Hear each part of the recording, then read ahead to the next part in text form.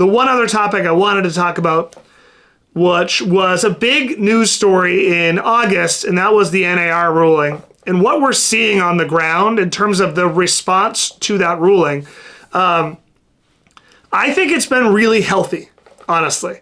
I think buyers are far more aware of the commission. They are far more aware now of something that was always the case, which is that they can negotiate that commission, right? That's always been the case. But I think buyers and agents were really bad at communicating that to each other.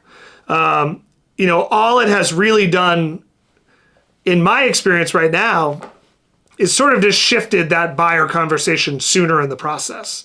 So now, instead of maybe having that on the second or third showing, now we're having that before we even go out. We're talking about buyer's commission, which I think is a healthy thing.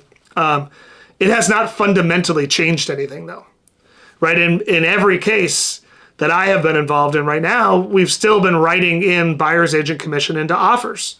But we've now been writing in a predetermined amount, which we negotiated with our buyer, rather than, sort of having the commission be published on MLS and sort of dealing with that. So that conversation has really moved from the buyer's agent and the buyer.